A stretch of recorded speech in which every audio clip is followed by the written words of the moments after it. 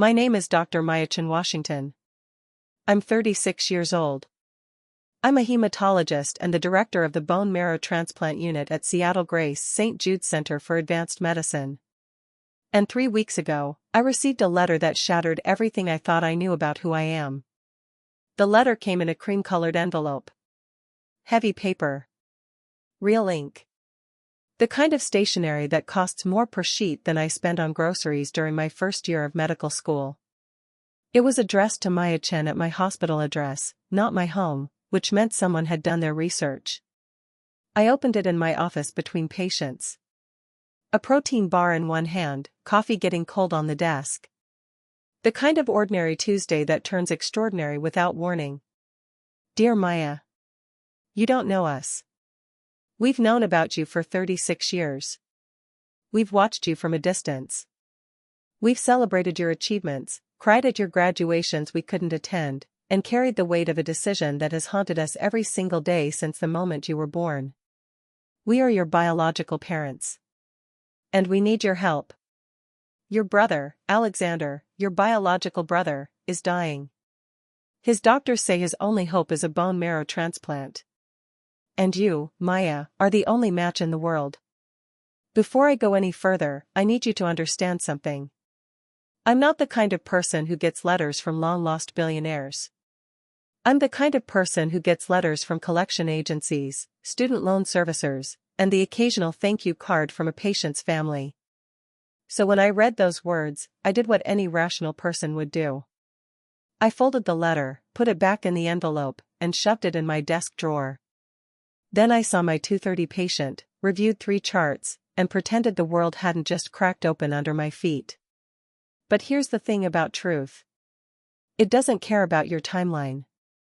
It doesn't wait until you're ready. It shows up when it shows up, and it demands to be seen. If you've ever discovered something about your own life that made you question everything you thought you knew, drop a magnifying glass tilted left in the comments. And tell me where you're watching from. I want to know who else has had their floor fall out from under them. Let me take you back. Not to the letter. Further. To a 2-bedroom apartment in Flushing, Queens, and the woman who raised me with calloused hands and a heart the size of the Pacific Ocean. Growing up, I was told I was adopted. That was never a secret.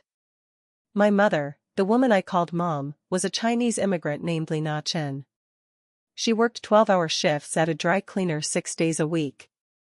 She came home smelling of chemicals and starch, her fingers cracked from the steam press, and she still found the energy to cook dinner, check my homework, and tell me I was destined for something she could only dream about.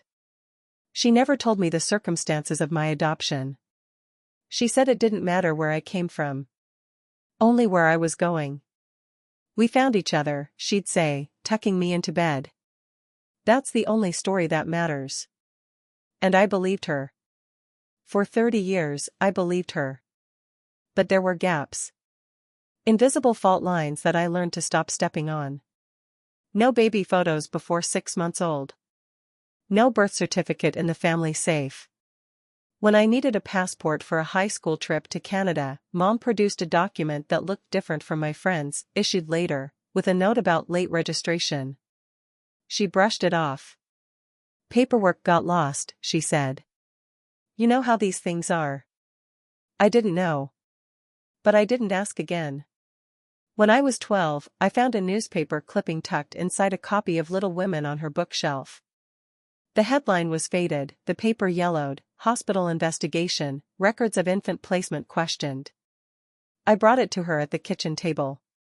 She looked at it for a long time. Then she folded it, put it back in the book, and said, "Some stories are not mine to tell, Maya. One day, if you need to know, you will find out. But I am your mother." That has never been a question. I let it go. Because she was my mother. In every way that mattered, she was my mother. She worked herself to the bone to put me through Bronx High School of Science. She co-signed loans she couldn't afford for my pre-med courses at Hunter College. When I got into medical school at Johns Hopkins, she cried for 3 days. Not sad tears. The kind of tears that come from a woman who arrived in this country with nothing and watched her daughter become a doctor. She died 3 months before my graduation. Pancreatic cancer. Diagnosed in February, gone by May. She was 57 years old.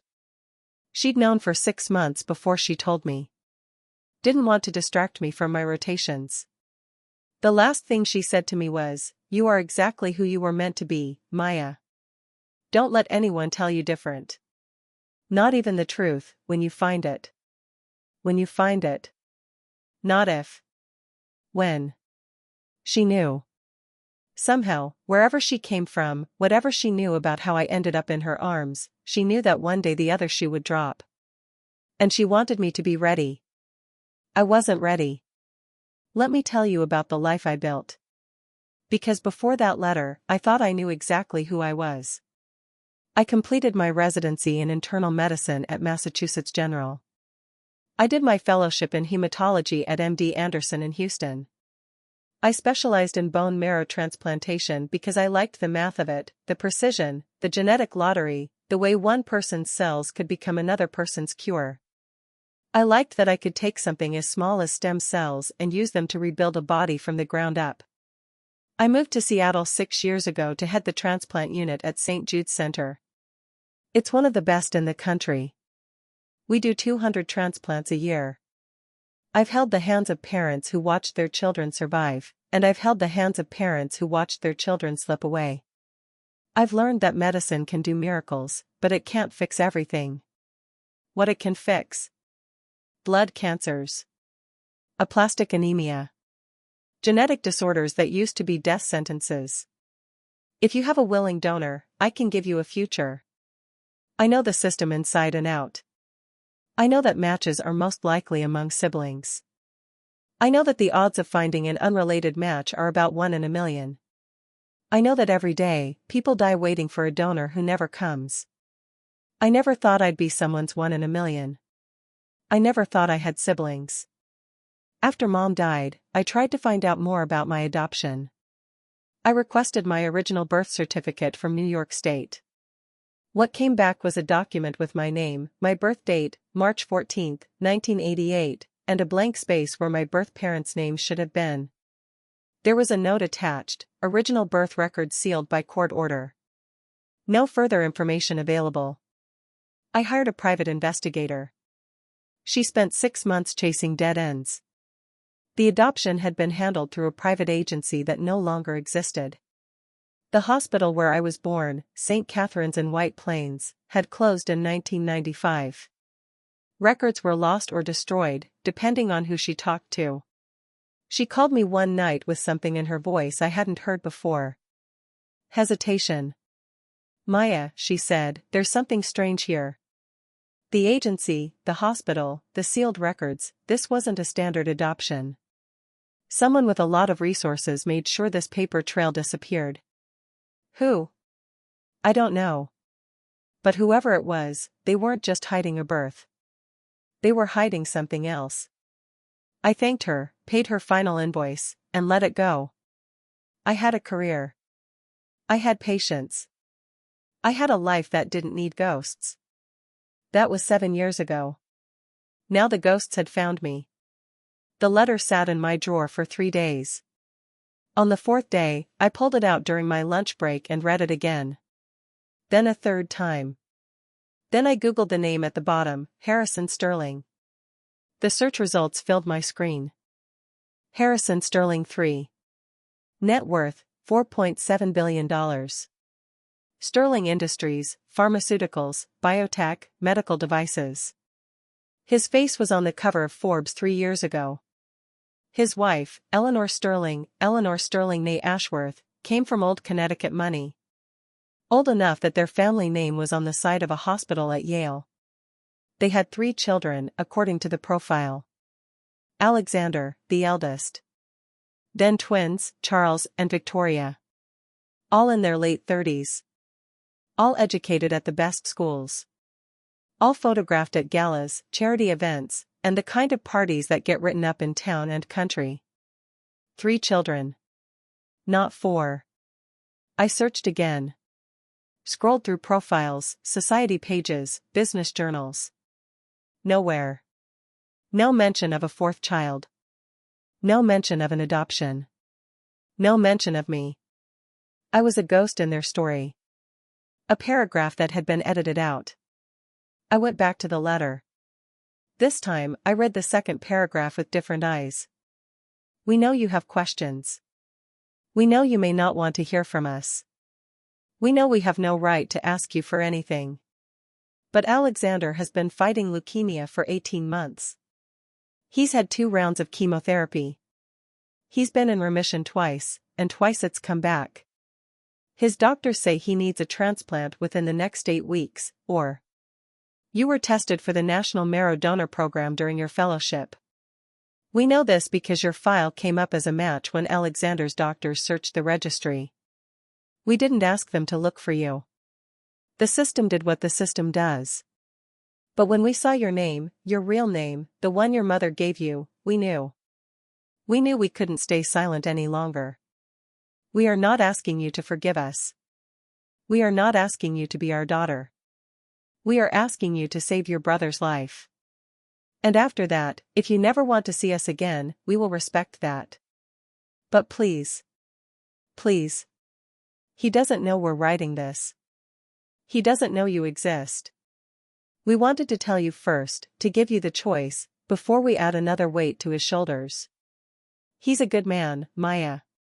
He's a father. He has 2 little girls who need him. And you're the only person in the world who can give him a future. Whatever you decide, we will honor it. But we had to ask. Harrison and Eleanor Sterling. I read that letter 17 times before I let myself feel anything. When the feeling came, it wasn't anger. It wasn't sadness. It was something I didn't have a name for.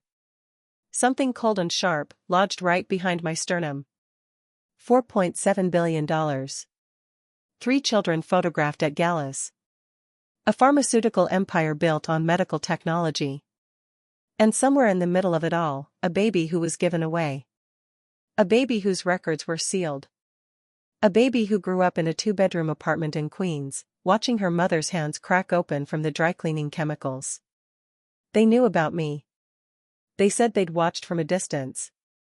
They'd celebrated my achievements. They'd cried at my graduations they couldn't attend.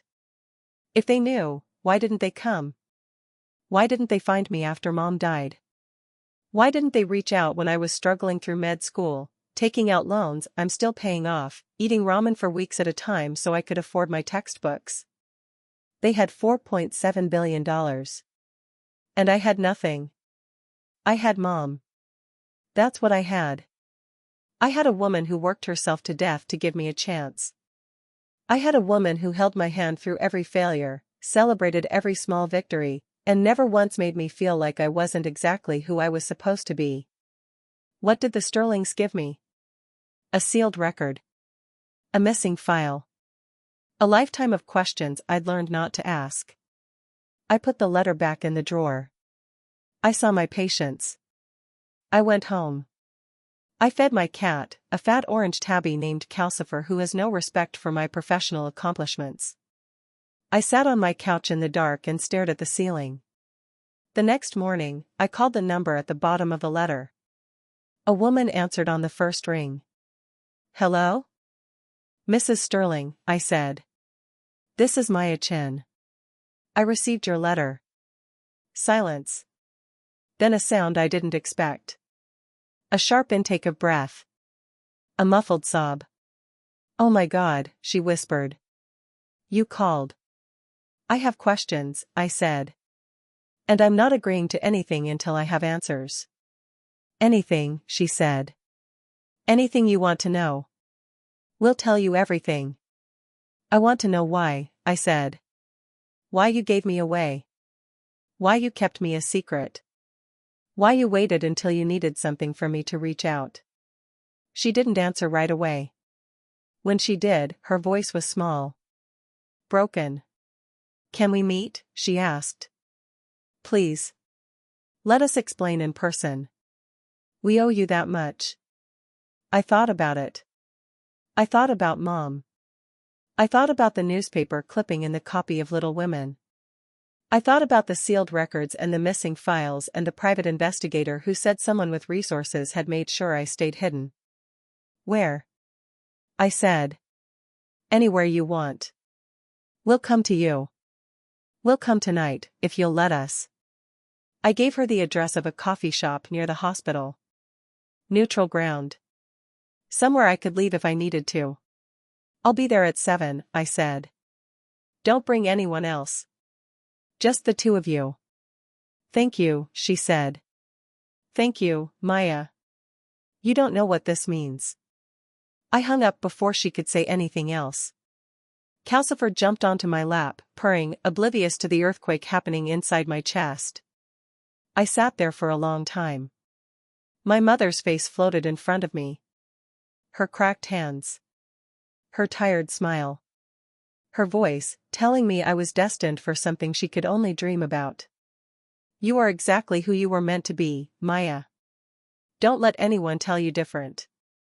Not even the truth, when you find it. I didn't know what the truth was yet. But I was about to find out. Here's what I need you to understand before I tell you what happened at that coffee shop. I am not a sentimental person. I am a scientist. I deal in evidence, data, reproducible results.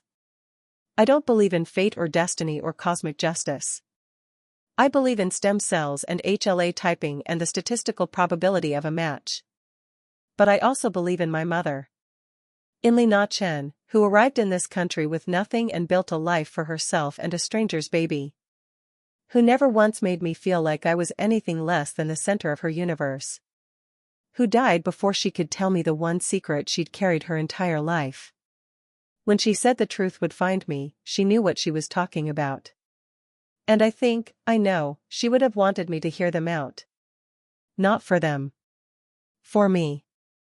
For the brother I didn't know I had. For the girls who might lose their father if I said no. Because that's what she taught me. That's what she spent 30 years teaching me. That who you are isn't determined by where you came from. It's determined by what you do when the moment comes. The moment had come. I walked into that coffee shop at 7 o'clock. I was wearing scrubs, I'd come straight from a procedure. No makeup. Hair pulled back. I looked exactly like what I was, a doctor who'd spent 12 hours saving lives and had no energy left for pretense. They were already there. Sitting in the corner booth. Harrison Sterling in a dark suit that probably cost more than my car. Eleanor Sterling in a cream-colored blouse and pearls, her hands wrapped around a cup of tea she wasn't drinking. They looked exactly like their photographs. Polished. Composed. Rich. And terrified. I saw it the second I walked in. The way her hands shook.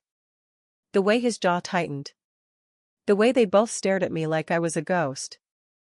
Because to them, I was. The daughter they'd given away. The secret they'd buried. The one person in the world who could save their son. I walked to the booth and sat down across from them.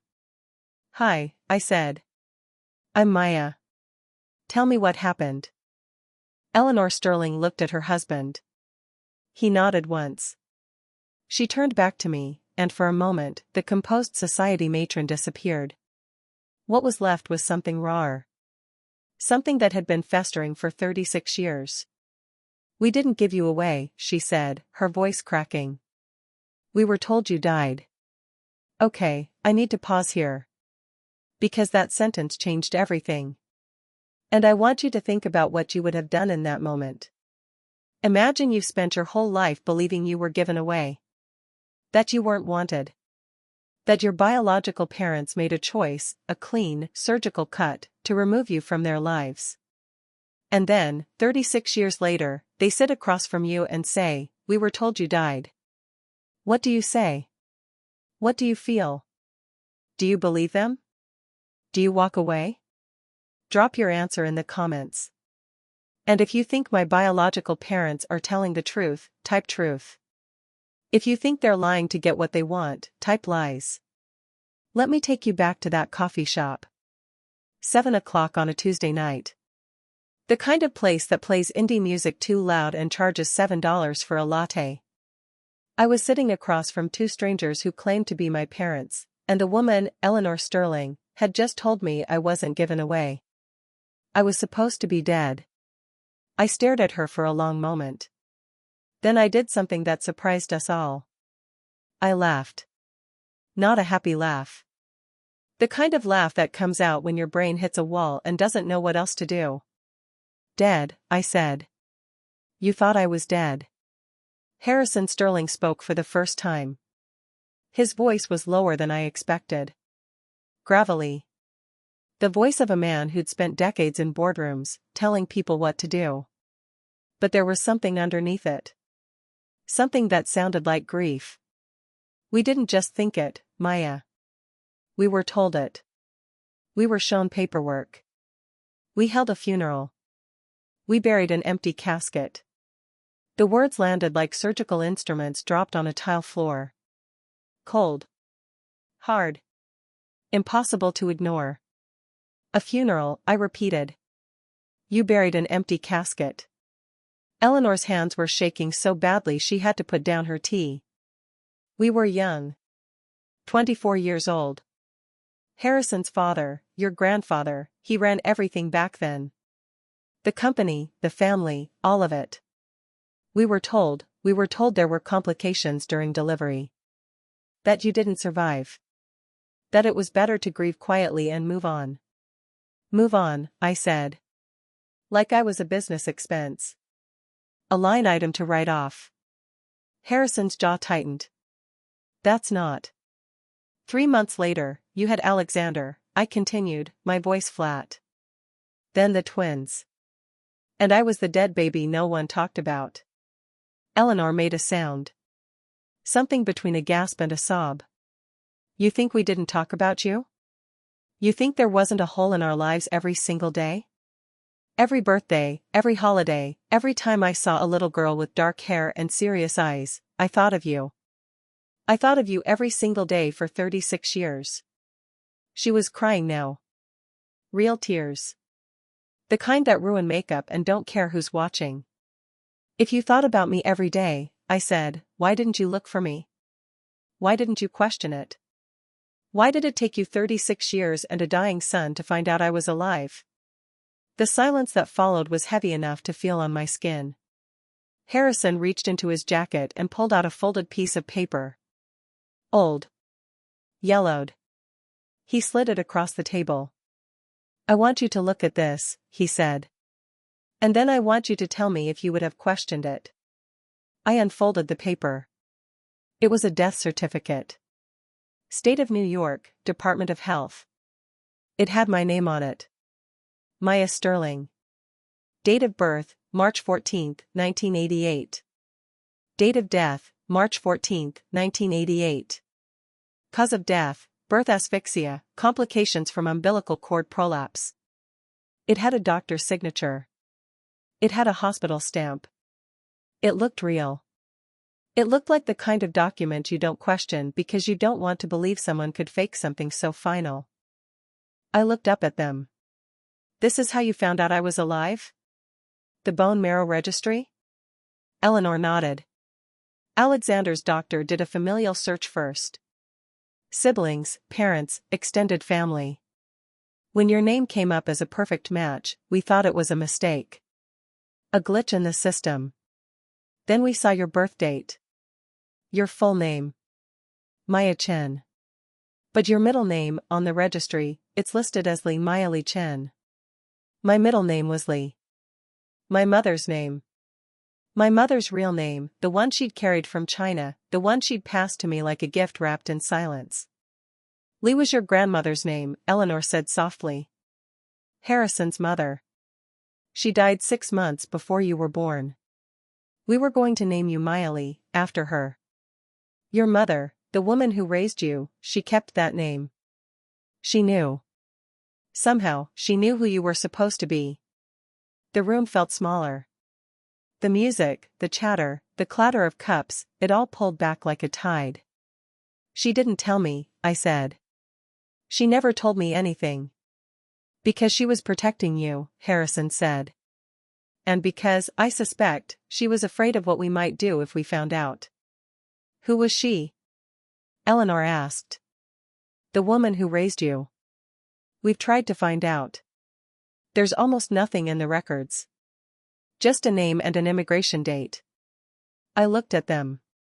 These two people who had billions of dollars, who could hire the best investigators in the world, and they couldn't find a single thing about Li Na-chen.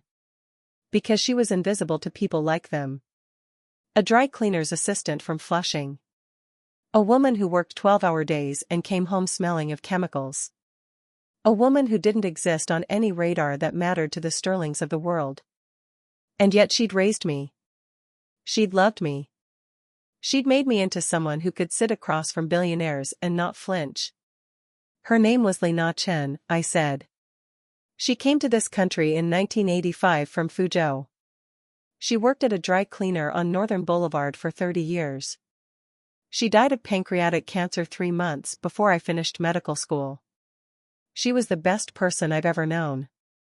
Eleanor reached across the table. Her hand hovered near mine, not quite touching. I want to know everything, she said. Every detail. Every moment. We missed everything, Maya. Your first steps. Your first day of school. Your graduation. We missed all of it because someone took you from us. I pulled my hand back. That's what I don't understand. Someone took me. Who? Who told you I died?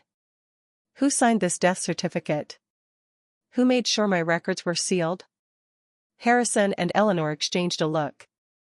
The kind of look that carries years of unspoken agreement. My father, Harrison said finally. Harrison Sterling Jr. He died 12 years ago. We can't ask him why he did it. We can't confront him. We can't get answers from the one person who had them. Your father, I said slowly. Your father told you your baby died. He produced a fake death certificate. He arranged a funeral. He erased me from existence. And you never questioned it? Not once. Eleanor's voice was barely a whisper. He was a powerful man. A terrifying man. When he told you something was true, you didn't question it. You couldn't. And we were young. We were grieving. We didn't know we were supposed to doubt. I sat back in my booth. My coffee was cold. I didn't care. Let me guess, I said. You were having financial problems. Or your father didn't approve of the marriage. Or he wanted Harrison to focus on the business, not on a baby that would distract him. Harrison's face went pale. How did you? I grew up in Queens, I said. I've seen how power works. Rich people don't do things for no reason. Your father didn't erase me because he was evil. He erased me because I was inconvenient. Because I didn't fit into whatever plan he had for the Sterling family. Eleanor started crying again. Not quiet tears this time. The kind that come from somewhere deep and ugly. He told us you died, she said, her voice breaking. He held my hand while I cried. He paid for the funeral. He told us to be strong, to try again, to focus on the future. And we did. We did exactly what he told us because we didn't know we had another choice. I looked at them. These two people who had everything. Who lived in a world I couldn't even imagine. And for a moment, just a moment, I saw them differently. Not as billionaires. Not as the parents who abandoned me. But as two 24-year-olds who had been manipulated by a man they couldn't defy. Who had buried a daughter who wasn't dead. Who had spent 36 years believing a lie. I didn't forgive them. I'm not sure I ever will. But I understood something in that moment.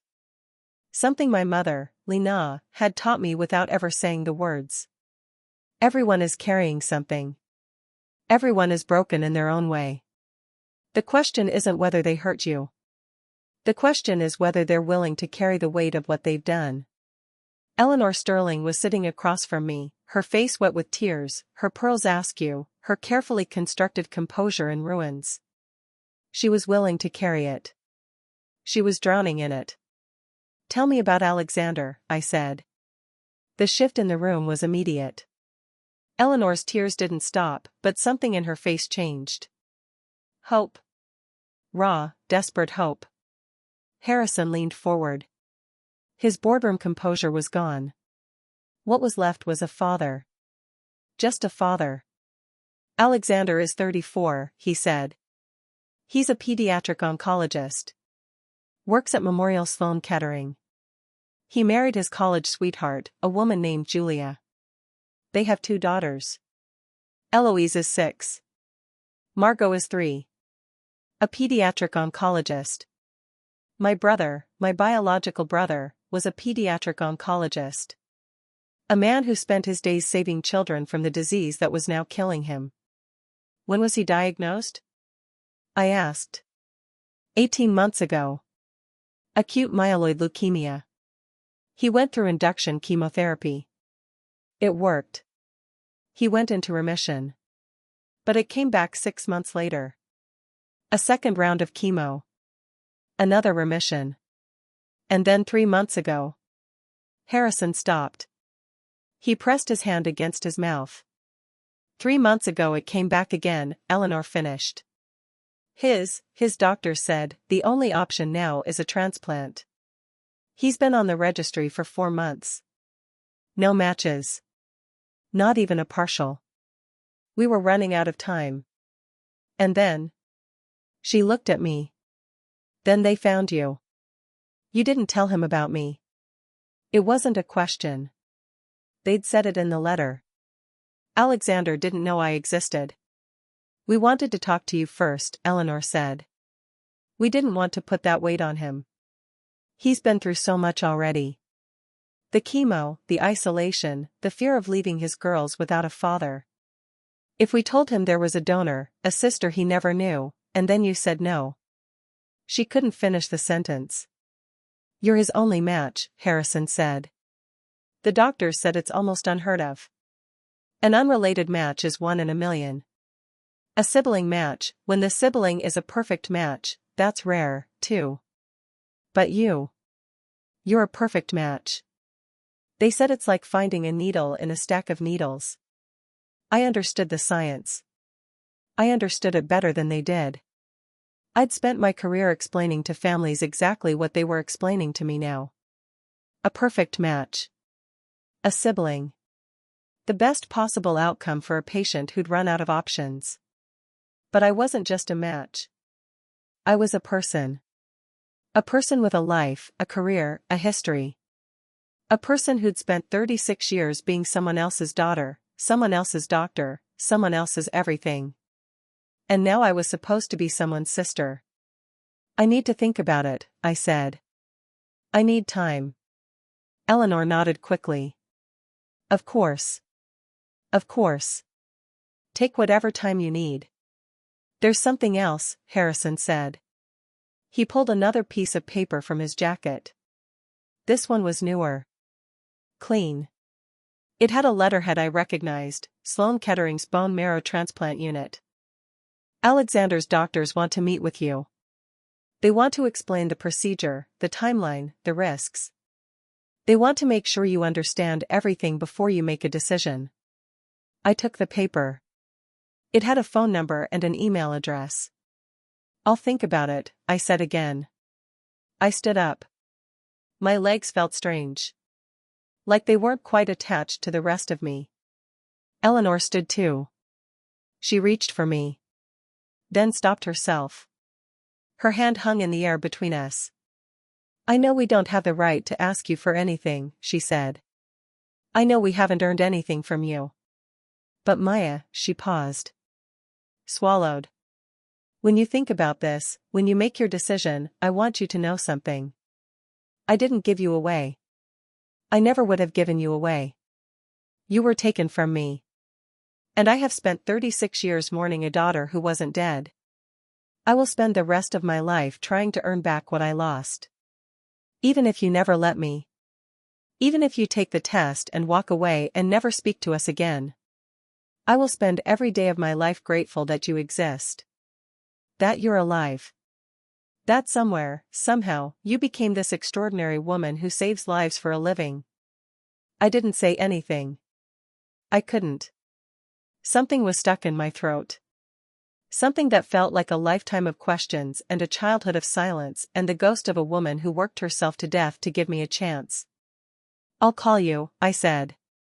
And I walked out of the coffee shop into the Seattle rain.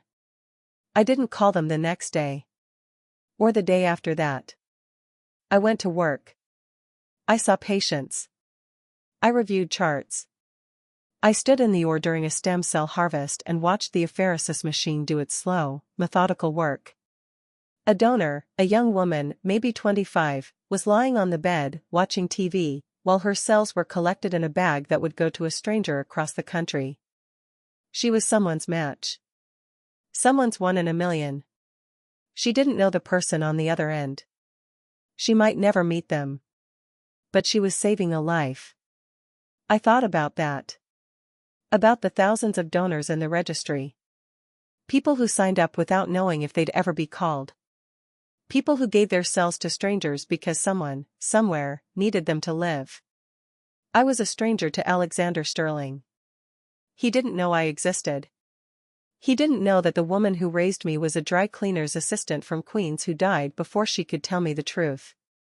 He didn't know that his father had a secret that had been buried for 36 years. But he was my brother. My blood. And he was dying. That night, I went home and opened my laptop. I typed Alexander Sterling into the search bar. I found articles. Research papers. Profiles from medical conferences. He was a respected pediatric oncologist. He'd published studies on treatment protocols for childhood leukemia. He'd been written up in the New York Times for his work with underserved pediatric populations in the Bronx. The Bronx. The same borough where I'd gone to high school. Where Lena had worked 12-hour shifts so I could have a chance. I found a video. A panel discussion from a conference 2 years ago. Alexander was on a stage with 3 other doctors, talking about access to care. He was handsome in the way rich people are handsome, good bone structure, expensive haircut, the kind of jaw that looks like it was designed by a committee. But there was something else. Something in the way he talked about his patients. Something in the way he said these kids deserve better. He looked like me. Not exactly. But there was something in the shape of his eyes. In the way he tilted his head when he listened. In the quiet intensity that I recognized because I saw it in the mirror every morning. I watched the video 3 times. Then I closed my laptop and sat in the dark. Calcifer jumped onto my lap. He purred.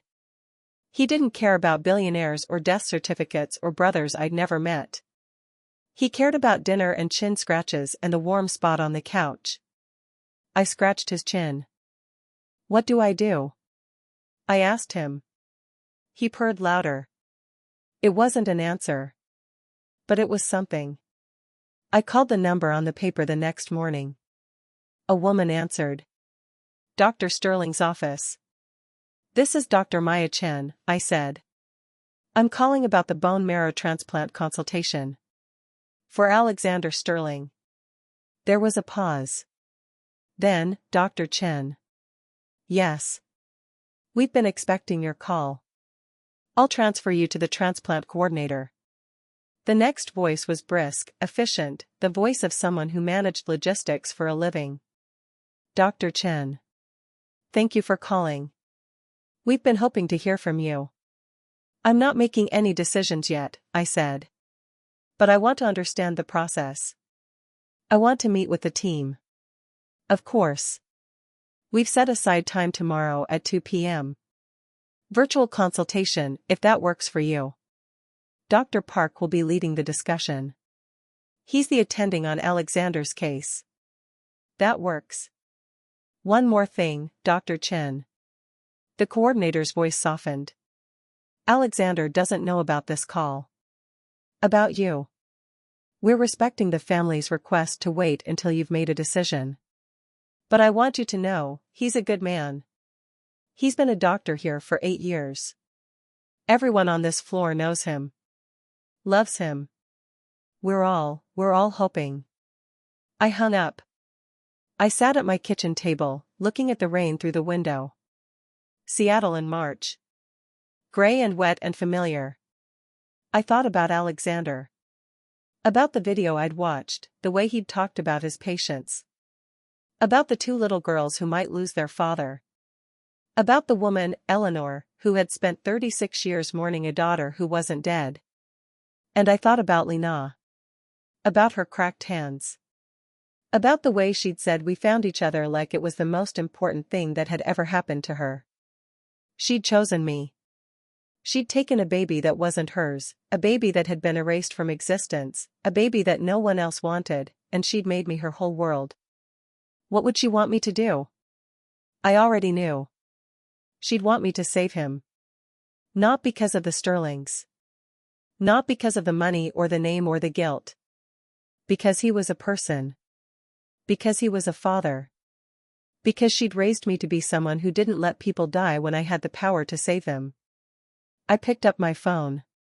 I called the number Harrison had given me. Eleanor answered on the first ring. I'll do it, I said. I'll donate. She started crying. I heard Harrison's voice in the background, asking what was happening, and Eleanor trying to tell him through the tears. Tell Alexander, I said. Tell him everything. And then I want to meet him. Before the procedure. I want to see his face when he finds out he has a sister. Eleanor was still crying. Thank you, she said. Thank you. Thank you. I hung up. I sat in the quiet of my apartment. Calcifer was on the couch, washing his face with one paw, utterly unconcerned with the tectonic plates shifting beneath my life. I had a brother. A brother I'd never met. A brother who was dying. And I was the only person in the world who could save him. Here's where I need to pause again.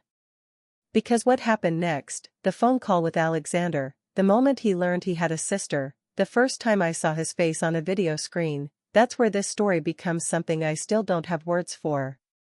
But before I tell you about that, I want to know what you think. If you were Alexander, and you found out that you had a sister you never knew about, a sister who was about to save your life, what would you feel? Gratitude? Anger? Confusion? Something else? Drop your answer in the comments. And if you want to hear what happened when I finally spoke to my brother for the first time, type brother in the comments. Let me know you're still with me. The call came 3 days later. I was in my office at the hospital, reviewing a transplant protocol for a 12-year-old patient with aplastic anemia. My phone buzzed. A New York number I didn't recognize. I stared at it for a moment. Then I picked up. This is Dr. Chen. Dr. Chen. The voice on the other end was male. Young. Tired in a way that went deeper than exhaustion. This is Dr. Alexander Sterling. I was told I should call you. He didn't know what to call me. Sister? Donor? Stranger? There wasn't a word for what I was to him. Not yet. Dr. Sterling, I said. Thank you for calling. You can call me Alexander. A pause. Or Alex. Everyone calls me Alex. Alex, I said. Testing the word. It felt strange in my mouth. Like a language I was learning for the first time. Can I ask you something? His voice cracked slightly. He cleared his throat. When did you find out? About who I am? 3 weeks ago. Your parents sent me a letter. My parents. He said the words slowly. Like he was tasting them. They've known about you for 36 years. They didn't tell me. They didn't tell any of us. I know. How did you find out? Before the letter, I mean. Did you always know? I leaned back in my chair. Outside my window, Seattle was doing what Seattle does. Gray. Wet. Indifferent. No, I said. I didn't know. I was adopted. My mother, the woman who raised me, she never told me where I came from. I tried to find out after she died. There was nothing. Sealed records. Missing files. A private investigator told me someone with resources had made sure I couldn't be found. He was quiet for a long moment. When he spoke again, his voice was different. Harder. My grandfather. Harrison Sterling Jr. He died before I was old enough to ask the right questions. But I've spent the last 3 days going through old files. Family records. Letters. He had a lawyer. A man named Robert Crane. He handled everything. The adoption. The death certificate. The sealed records. He's still alive. 87 years old. Lives in Palm Beach. You talked to him? I flew to Florida yesterday. A pause. He confirmed everything. My grandfather paid him to arrange it. He paid a doctor at St. Catherine's to sign a false death certificate. He paid an adoption agency to place you with a family that would never ask questions. He paid to have every record sealed, every file buried. He did it because... His voice broke. He stopped. Because I was a girl, I said quietly. Or because I wasn't born at the right time. Or because he didn't want a mixed-race child in the Sterling family tree. I'd spent 36 years wondering why someone would erase a baby. I'd spent 3 weeks learning the answer. It wasn't complicated. It was the same reason powerful people had been erasing inconvenient children for centuries. I didn't fit the picture. He wanted a grandson, Alexander said. He wanted an heir. My parents were young. My father was being groomed to take over the company. A baby, a daughter, would have been a distraction. He told Robert Crane that you would ruin everything. That the family couldn't afford the scandal. He said. Alexander stopped again. I heard him take a breath. He said my mother wasn't ready to be a mother. That she was too young, too fragile. That giving you away was a kindness. A kindness. The man who stole me from my parents, who forged a death certificate, who let a woman bury an empty casket, he called it a kindness. I gripped my phone tighter. Your mother didn't seem fragile when I met her. She's not. She never was. My grandfather wanted her to be fragile. He wanted her to need him. To depend on him. When she didn't break after. He couldn't finish the sentence. When she got stronger, he didn't know what to do with her. So he gave her the company. The charities. The social calendar. Anything to keep her busy. Anything to keep her from asking too many questions. Did she ever ask? About you? He exhaled. She told me something yesterday. Something she's never told anyone.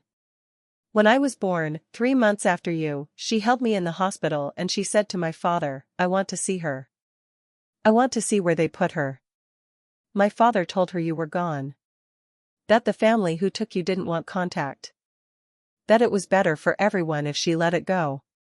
She didn't let it go. She looked for you. 4 years. Quietly. When the internet got big, she hired people to search databases. She never found anything because my grandfather had buried you too deep. I closed my eyes.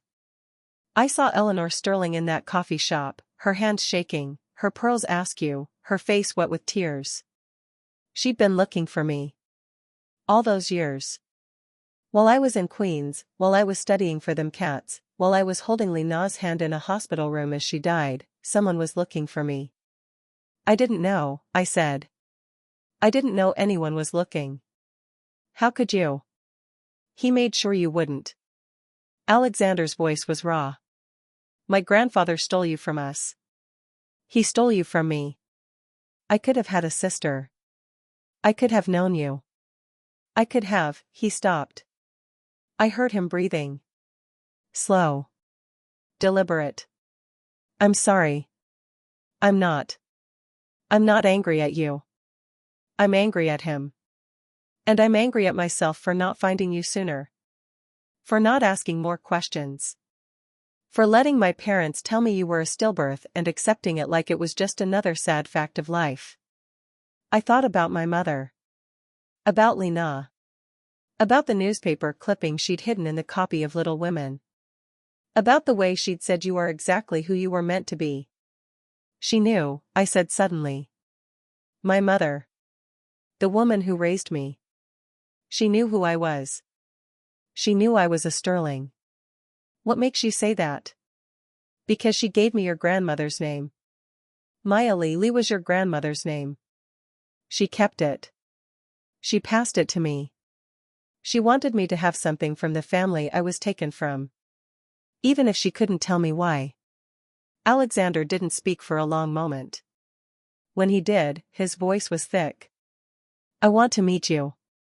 Before the transplant. I know there are protocols. I know you're supposed to stay separated until after the donation. But I can't. I can't go through this without looking at you. Without seeing your face. Without knowing you're real. I understood. I understood because I felt the same thing.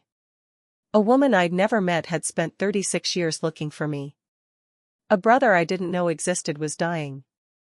And somewhere in the space between those two truths, there was a shape of something I'd been missing my whole life. I'll come to New York, I said. I'll coordinate with the transplant team. We can meet before the procedure. Face to face. Thank you. His voice cracked again. Maya. Thank you. It was the first time he'd said my name. It sounded different coming from him. Like it meant something new. The transplant team moved fast. Once I agreed to donate, everything accelerated. There were tests. Blood draws. Tissue typing. A full physical workup that took 2 days and involved more needles than I'd ever want to count. I was a doctor. I knew what they were looking for. Infectious diseases. Organ function. Anything that might make me a risk to Alexander or myself. I passed everything. Of course I did. I was a healthy 36-year-old with no major medical issues and a bone marrow profile that matched Alexander's like a key fitting a lock. Dr. Park, Alexander's attending, called me after the final results came in. Dr. Chen, he said, I've been doing transplants for 23 years. I've never seen a sibling match this perfect. It's like you were manufactured in a lab for this purpose. I wasn't manufactured in a lab, I said dryly. I was manufactured in a hospital in White Plains. By 2 people who thought I was dead. He was quiet for a moment. I know. Alexander told me. The whole team knows. We're all pulling for this, Dr. Chen. For both of you. When can we do the procedure? We're scheduling for 4 weeks out. That gives us time to get Alexander optimized. He's finishing a round of low-dose chemotherapy to knock down his residual disease. We want him as stable as possible before the transplant. We'll coordinate your filgrastim injection starting 5 days before the harvest. Peripheral blood stem cell collection. We're aiming for a target dose of 5 million CD34 positive cells per kilogram of recipient weight. I knew the protocol. I'd prescribed it to dozens of donors. Filgrastim injections to mobilize stem cells from the bone marrow into the bloodstream. 5 days of shots that left donors with bone pain, headaches, fatigue. Then 4 to 6 hours on an apheresis machine while blood was drawn, filtered for stem cells, and returned to the donor's body. It was nothing compared to what Alexander would go through. The conditioning chemotherapy that would wipe out his immune system. The transplant itself. The weeks of waiting to see if the new cells would engraft. The constant risk of infection, graft versus host disease, rejection. I'd watched patients go through this. I'd held their hands. I'd told them it was going to be okay even when I wasn't sure it would be. Now it was my brother on the other end of the equation. And there was nothing I could do but show up and let them take what they needed. For weeks, I said. I'll be there. I flew to New York 2 weeks before the procedure. I told myself it was for the predonation workup. The final physical. The consent forms. The meetings with the transplant team. But I knew why I was really there. I was there to meet my brother. The transplant center at Sloan Kettering is on 53rd Street, between Lexington and 3rd. It's a building full of hope and fear, of people waiting for miracles and people trying to deliver them. I'd been to similar centers across the country. They all had the same smell. Antiseptic and anxiety and the faint sweetness of artificial air freshener trying too hard. Alexander was in an isolation room on the 4th floor. His immune system was already suppressed from the chemotherapy. I had to scrub, gown, mask, glove before I could go in.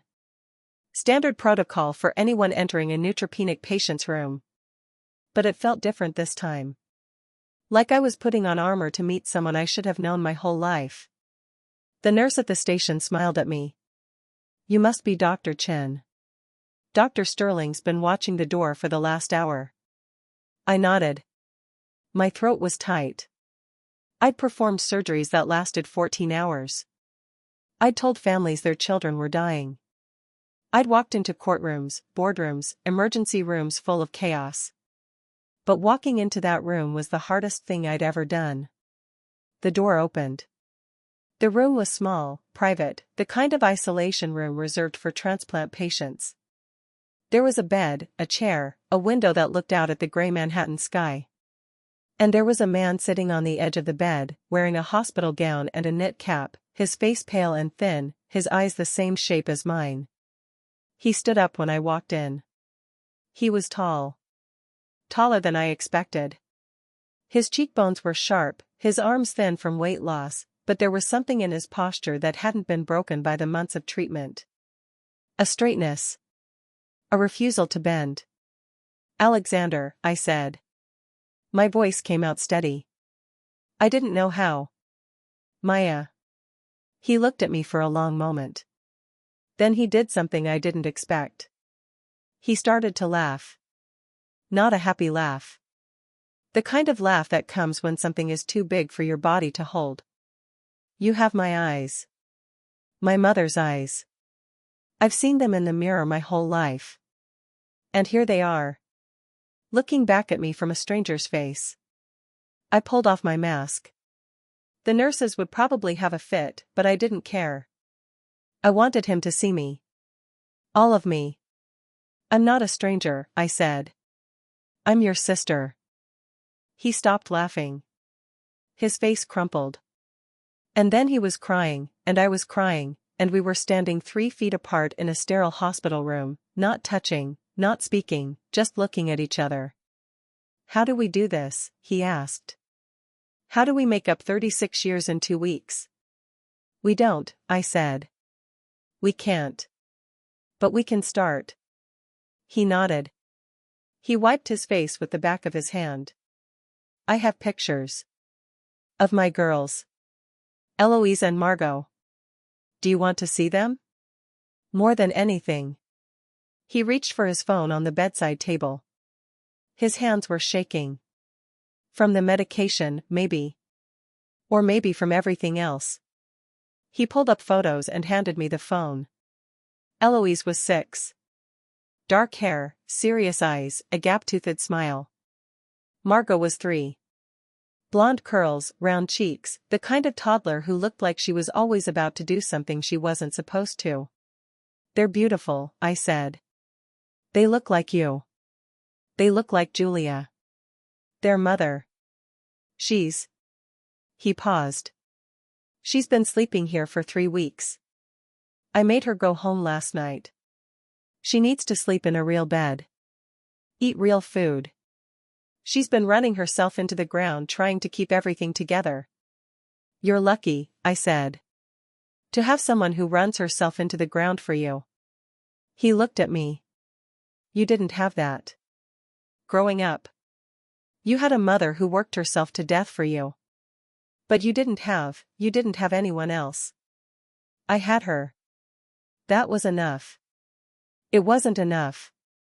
It should have been more. You should have had us." You should have had grandparents and cousins and family vacations and birthday parties. You should have had me. I sat down in the chair next to his bed. The plastic kind that folds out into a cot for family members who refuse to leave. I'd sat in chairs like this 100 times. Now I was on the other side. I had a mother who chose me, I said. She walked into an agency in Queens in 1988 and she asked for a baby. Any baby. Any baby who needed a home. And they gave her me. A baby who wasn't supposed to exist. A baby with no name and no past and no future except the one she built for me. She worked 12-hour days at a dry cleaner so I could go to science camp. She saved for 15 years so I could apply to medical school. She died 3 months before I graduated, and the last thing she said to me was that I was exactly who I was supposed to be. Alexander was quiet. His eyes were red. His hands were folded in his lap, thin and pale against the blue hospital blanket. I want to meet her, he said. I want to know where she's buried. I want to put flowers on her grave. I want to thank her for raising my sister when no one else would. I felt something crack open in my chest. Something I'd been holding closed for a very long time. She's in Flushing Cemetery, I said. Section 12. Plot 47. There's a bench next to her grave. I put it there so I could sit and talk to her when I come to New York. She liked benches. She used to sit on a bench outside the dry cleaner during her lunch break. She said it was the only time she got to see the sky. Alexander reached out. His hand hovered between us, thin and pale, the skin bruised from IVs and blood draws. I took it. His fingers were cold. But they held on. Tight. We're going to go there together, he said. After. When I get out of here. We're going to go to Flushing Cemetery and we're going to sit on that bench and we're going to tell her everything. All of it. The whole story. You have to get out of here first, I said. You have to let my cells do their job. He smiled. It was a thin smile, tired, but it reached his eyes. I've been a doctor for 10 years. I've told 100 patients that the odds are good. That the transplant is going to work. That they're going to be okay. I never believed it. Not really. I knew the numbers. I knew how many things could go wrong. But now. He squeezed my hand. Now I believe it. Don't believe it, I said. Fight for it. That's what I'm going to do. I'm going to fight for you. And you're going to fight for yourself. And those girls of yours are going to have their father for a very long time. He nodded. He didn't let go of my hand. The week before the transplant, I started the filgrastim injections. 4 shots a day. I did them myself. I'd given 1,000 shots to patients. Giving them to yourself was different. The needle went into the soft tissue of my abdomen. The first one stung. By the 3rd day, my bones ached. Deep, persistent pain in my hips, my spine, my sternum. The stem cells were being pushed out of my marrow, flooding into my bloodstream. It worked. It always worked. But it hurt. I didn't complain. I'd had patients who complained. I'd had donors who cried from the bone pain, who asked for stronger painkillers, who wondered out loud if it was worth it. I understood now. The pain wasn't unbearable. But it was constant. A dull, grinding ache that followed you everywhere. That made you tired. That made you want to lie down and not get up. I thought about Alexander. About the months of chemotherapy he'd endured. The nausea, the mouth sores, the infections, the endless nights in a hospital bed. The bone pain from filgrastim was nothing. Nothing at all. But it connected me to him. A small, physical reminder that what I was doing mattered. The morning of the harvest, I walked into the apheresis unit at Sloan Kettering. The same unit where Alexander's patients had come to donate. The same chairs where strangers sat for hours, giving their cells to people they'd never meet. I was assigned a chair near the window. The nurse who set up my line was a woman named Teresa. She'd been doing stem cell collections for 15 years. She knew what she was doing. Her hands were gentle. Her voice was calm. "You're Dr. Sterling's sister?" she asked as she inserted the needle into my left arm. "I'm his donor." She nodded. "I've been taking care of him for 6 months. He's a good man. A good doctor. He used to come down here to check on his patients when they were donating. Even when he was sick himself. He'd shuffle in with his 4-pole and sit with them. Tell them stories about his kids. Make them laugh." I watched my blood flow through the tubing into the apheresis machine. The centrifuge spinning, separating the stem cells from the rest of my blood, returning everything else back into my right arm. "He's going to make it," I said. "He has to." Teresa patted my shoulder. "With a match like yours? He's got the best chance in the world." The collection took 5 hours. I sat in the chair, my arms extended, watching the machine do its work. I thought about Lena. About her hands, cracked and raw from the dry-cleaning chemicals. About the way she'd held me when I was scared. About the bench outside her shop where she sat during lunch, looking at the sky. I thought about Eleanor Sterling, who'd spent 36 years looking for a daughter she was told was dead. About Harrison, who'd carried the weight of his father's lie for decades. About Alexander, waiting in his isolation room for cells that would save his life. I thought about the word family. What it meant. What it could mean. What it should mean. When the machine stopped, Teresa disconnected me. She held up the collection bag. It was full of pale pink liquid. Stem cells. My stem cells. The cells that would become Alexander's new immune system. His new blood. His new chance at life. 5.8 million CD34 positive cells per kilogram, Teresa said. "That's a beautiful number. He's going to do great." She labeled the bag. Alexander Sterling. Recipient ID, 8843. Donor, Maya Chen Sterling. Chen Sterling. They'd hyphenated it without asking me. I didn't correct them. The transplant happened the next day. I wasn't in the room. I watched from the observation window. Alexander was in his bed, and 4 line running into his chest. The bag of my cells hung from a pole. Dr. Park stood next to the bed, talking quietly to Alexander, explaining what was about to happen even though Alexander already knew. He was a doctor. He'd done this before.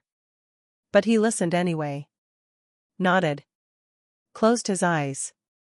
The infusion took 30 minutes. My cells flowed into his veins. Pale pink liquid becoming part of someone else's body. Someone else's future. I stood at the window with Eleanor and Harrison. Eleanor was holding Harrison's hand so hard her knuckles were white. She wasn't crying.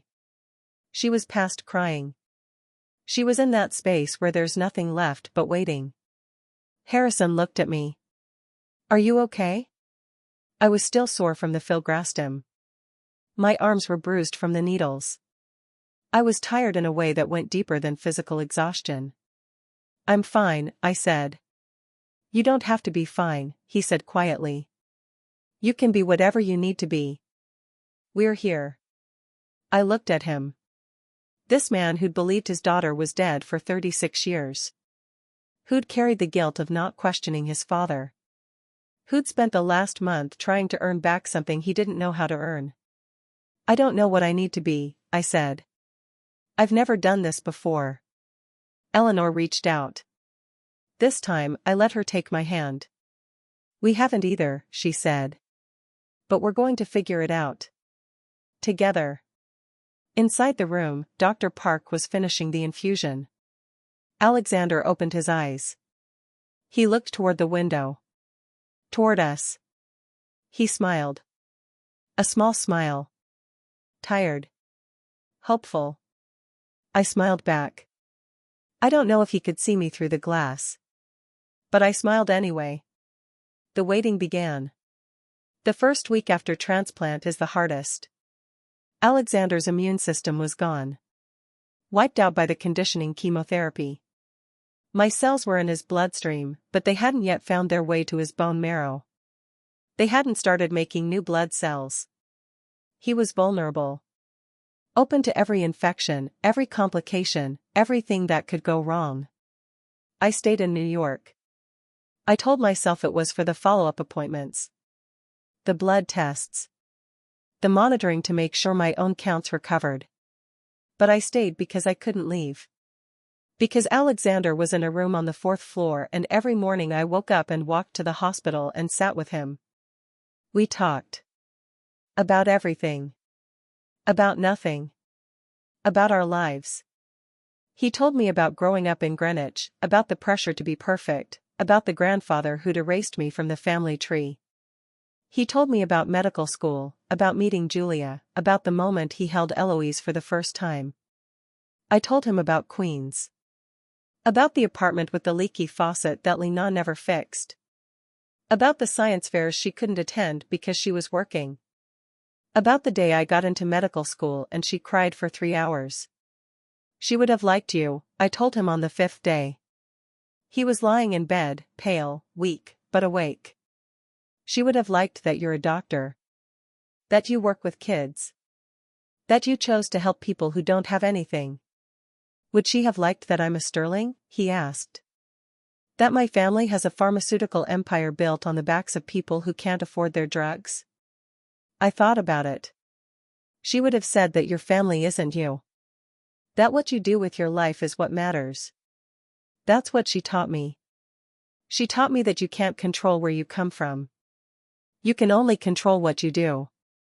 He looked at me for a long moment. You really are my sister, he said. Because that's exactly what I would have said. The 10th day after transplant, the first lab results came back. Dr. Park came to find me in the family waiting room. Eleanor was asleep on a couch.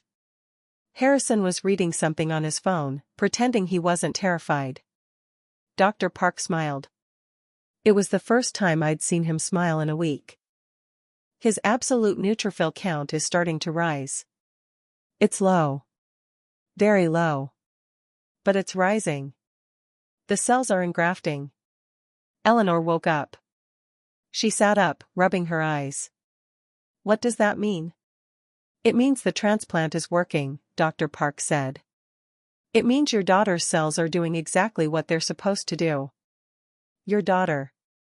He was talking about me. I was Eleanor's daughter. I'd been her daughter for 36 years.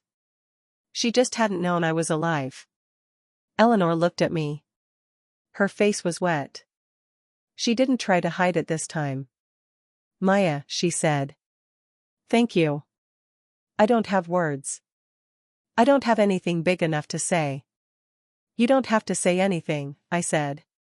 He's my brother. That's what family does. The day Alexander was discharged from the hospital was a Saturday in May. The sun was out. The trees along 53rd Street were green, full, the way New York trees get in the spring when the city remembers it's capable of beauty. He walked out of the hospital on his own. Slowly. Thin. Pale. But on his own. Julia was on one side, holding his arm. Eloise and Margot were on the other, their small hands wrapped around his fingers. Eleanor and Harrison were waiting by the car. Eleanor was crying. Harrison was trying not to. I stood a little apart. I wasn't sure where I fit. I'd come to New York as a donor. I'd stayed as a sister. But I wasn't part of the family. Not really. Not yet. Alexander saw me standing there. He let go of Julia's arm. He let go of Eloise's hand. He walked toward me. Slowly.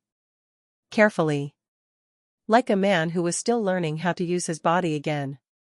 He stopped in front of me. He looked at me. His eyes were the same shape as mine. His mother's eyes. Our mother's eyes. You're not going anywhere, he said. It wasn't a question. I have a job in Seattle. Patience. A cat who's going to forget who I am if I'm gone much longer. Seattle is a plane ride away. Cats are portable. Patience can be replaced. Sisters can't. I laughed. It was a wet laugh.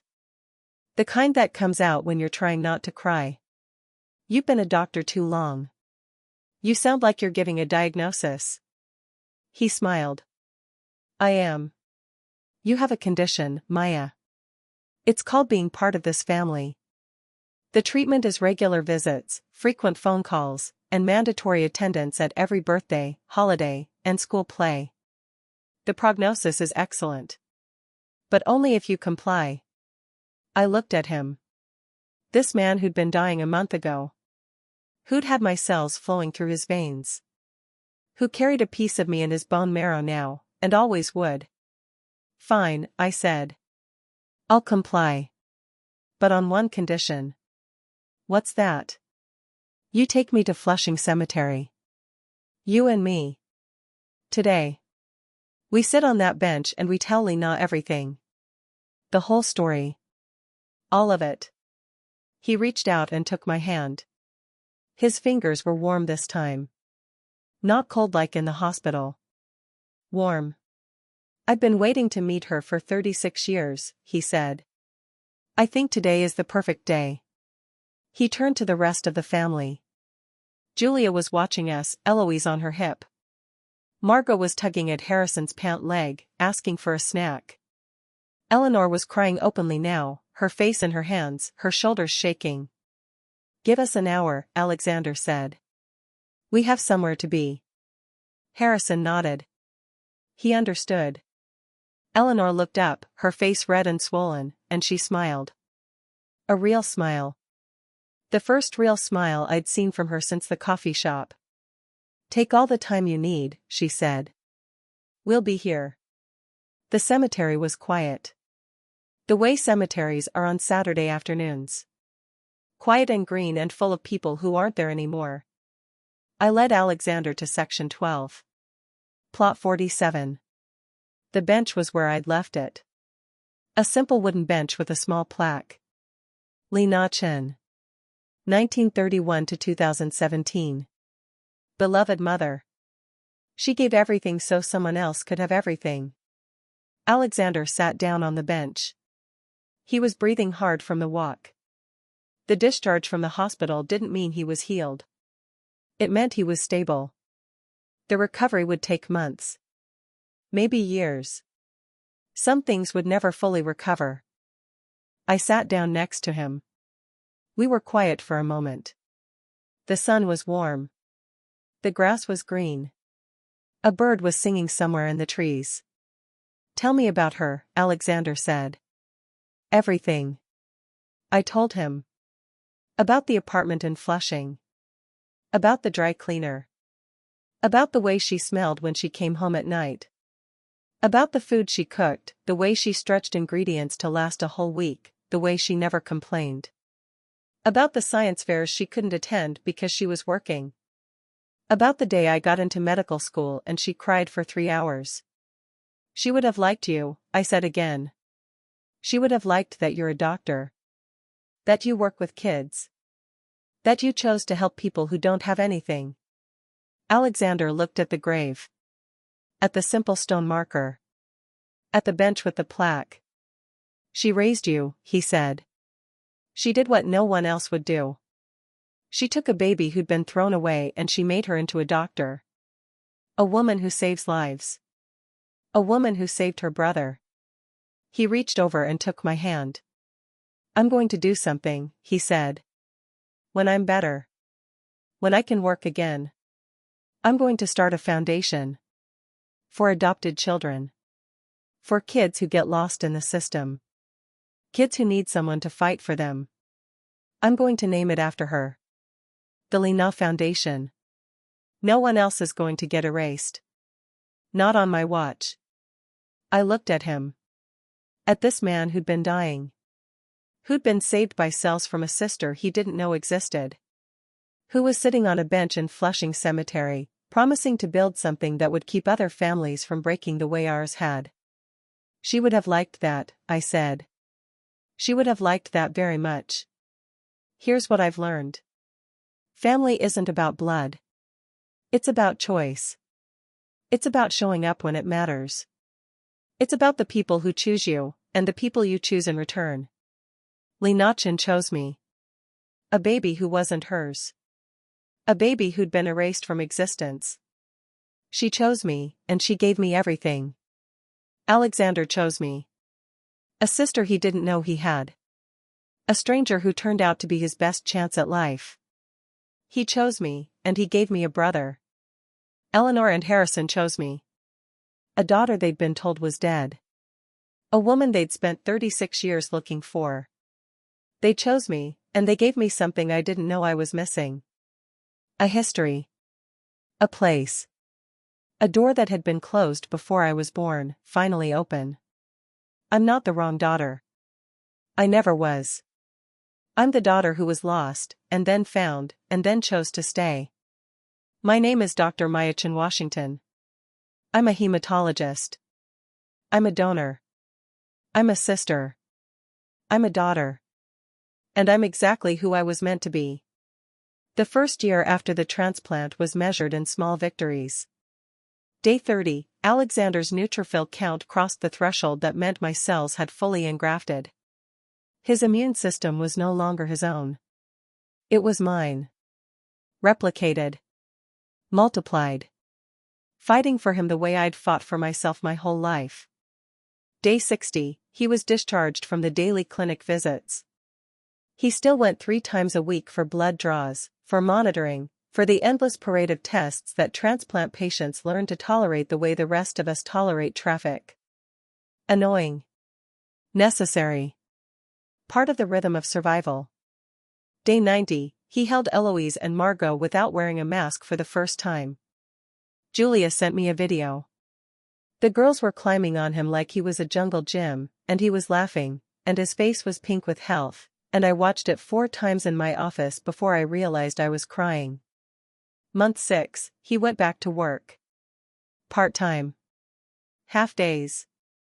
Reviewing charts, consulting on cases, slowly finding his way back to the life he'd almost lost. His colleagues threw him a party in the break room. Someone made a cake that said "Welcome back, Alex." He sent me a picture. He looked thin, but he looked happy.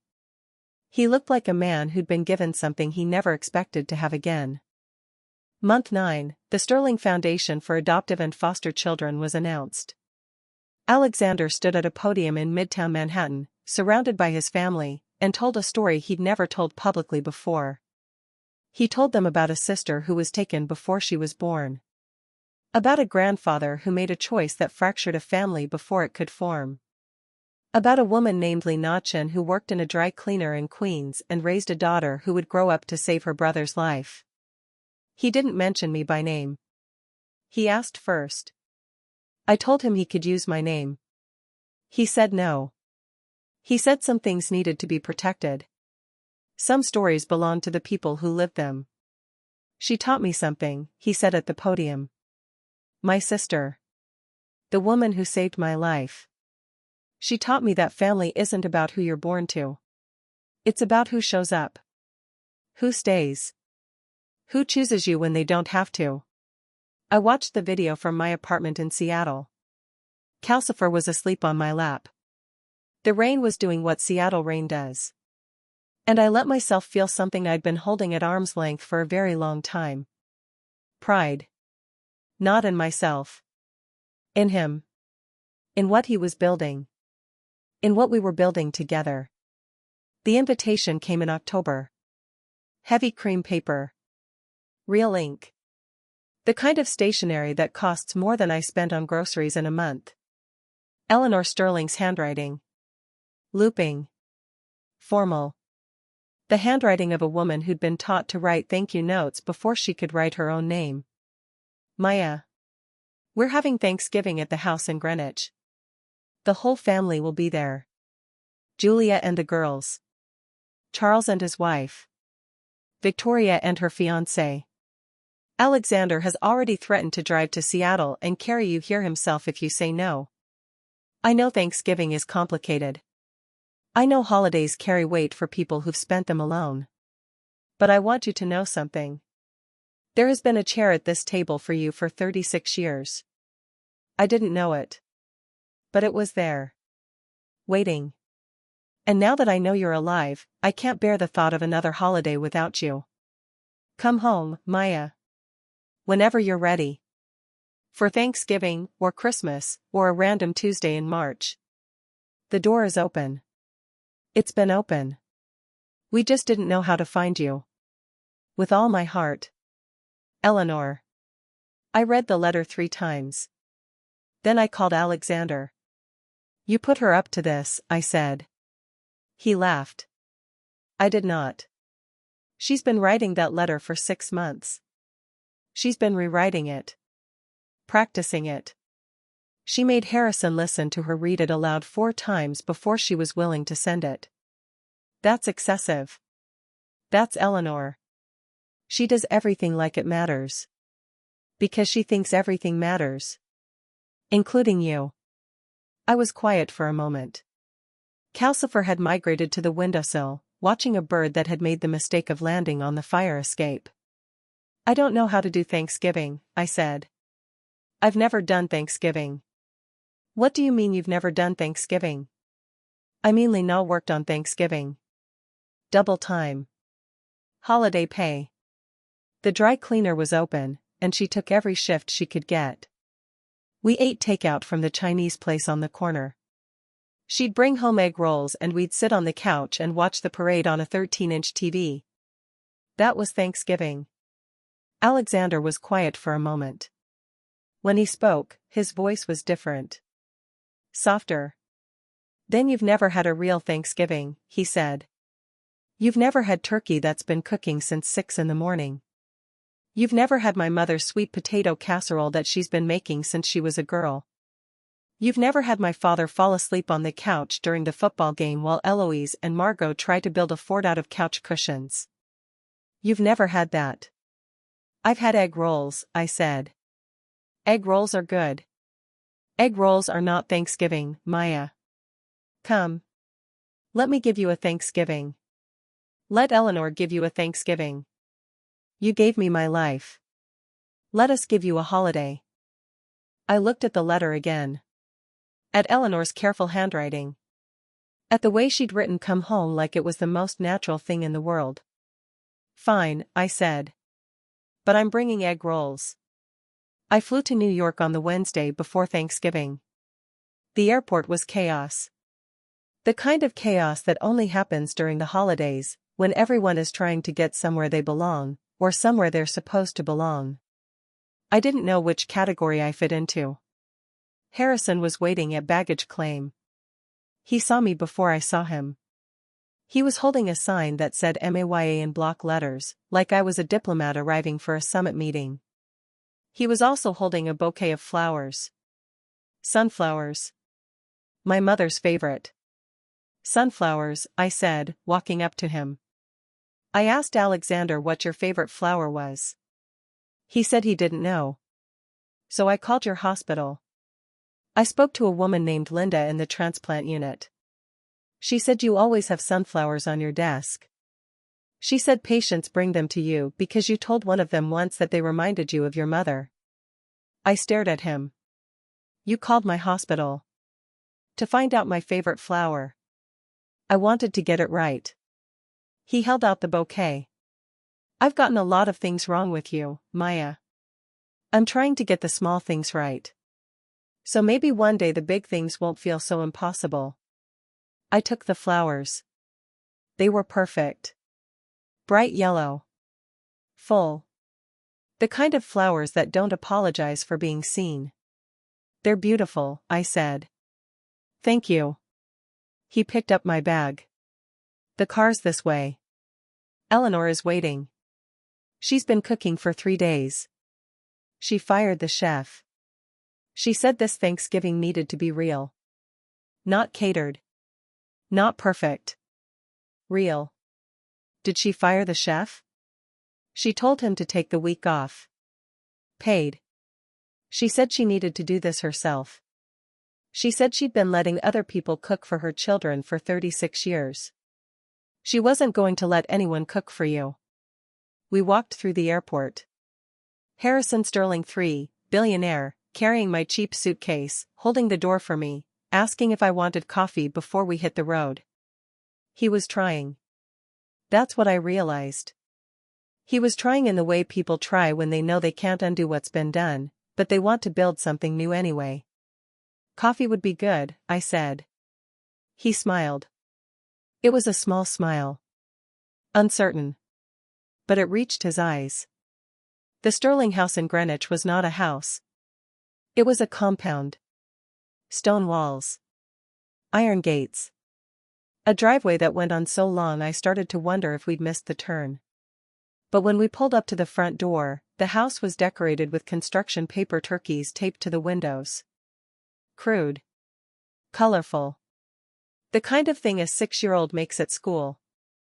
Eloise, Harrison said, seeing me look. She's been very clear that Thanksgiving decorations are her responsibility this year. No one else is allowed to touch them. I looked at the turkeys. One of them was lopsided. One of them had been colored entirely in purple. One of them had googly eyes that were falling off. They're perfect, I said. The front door opened before we reached it. Eleanor came out wearing an apron that said "Kiss the Cook." Her hair was pulled back. There was flour on her cheek.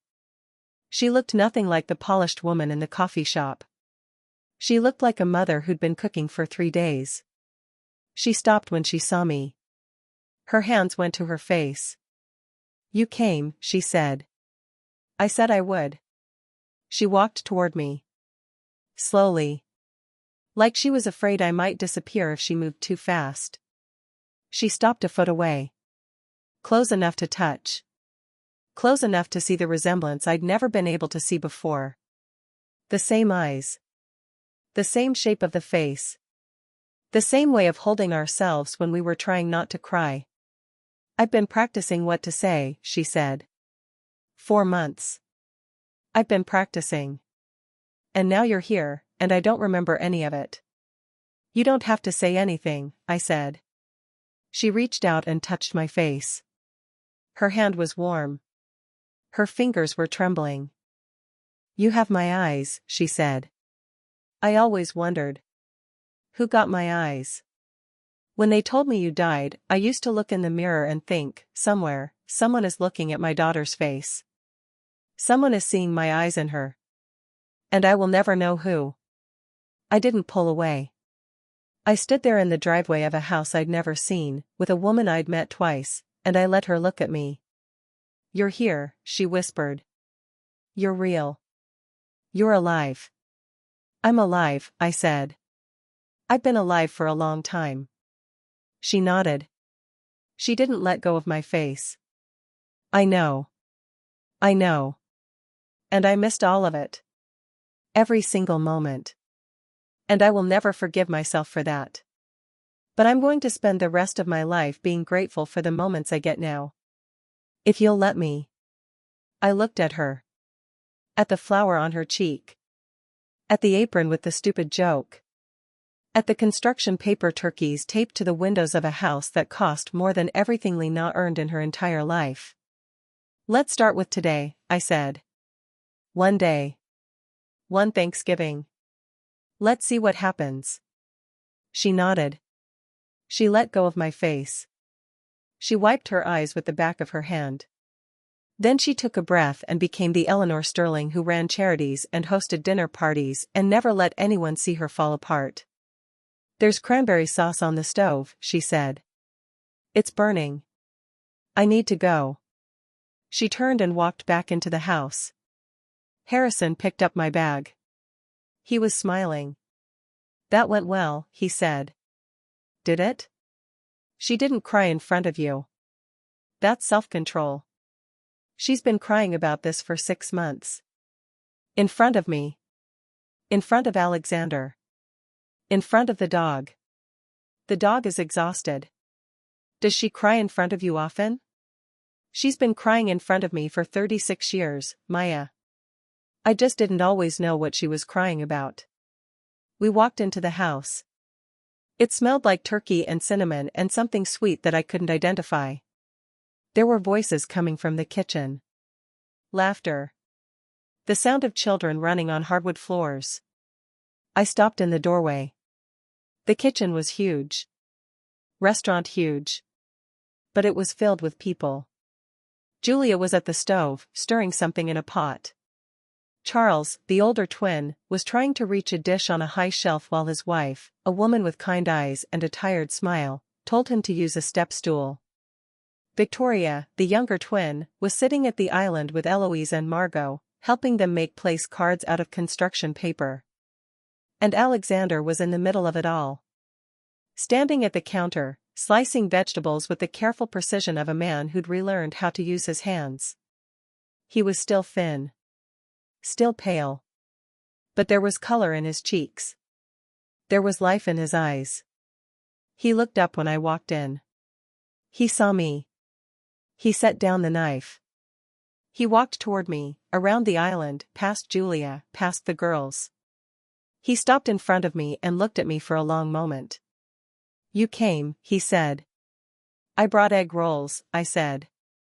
I held up the bag I'd been carrying since the airport. "They're from the place in Flushing. The one Lena used to go to. I had to take the train out there this morning to get them."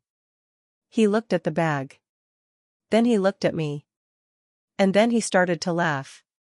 The same laugh from the hospital room. The laugh that comes when something is too big to hold. "You brought egg rolls to Thanksgiving at the Sterling house," he said. "You brought egg rolls to a house where the dining room table seats 24. You said I could," I said. "You said I could bring egg rolls." He pulled me into a hug. It was the first time we'd hugged. In the hospital, there were always barriers. Gowns and masks and the careful distance required by compromised immune systems. But now there was nothing between us. Just him, thin and warm, and me, holding my brother for the first time. "I'm glad you came," he said into my hair. "I'm glad you're here." "I'm glad you're here too," I said. "I'm glad you're still here." He held me for a long time. When he let go, Eloise was standing at his feet, staring up at me with serious eyes. "You're my Aunt Maya," she said. It wasn't a question. "I'm your Aunt Maya. Daddy says you saved his life." I helped. "Your daddy did most of the work." She considered this. "Daddy says you have the same blood now. That your blood is in his body and that's why he's not sick anymore." "That's true. He has my cells in his bone marrow. They're making new blood for him." She looked at her father. Then she looked at me. "Does that mean you're like his twin now?" Alexander laughed. "Sort of, sweetheart. It means she's part of me. And I'm part of her. We share something special now." Eloise nodded slowly. Then she walked over to the island, picked up a place card she'd been working on, and brought it to me.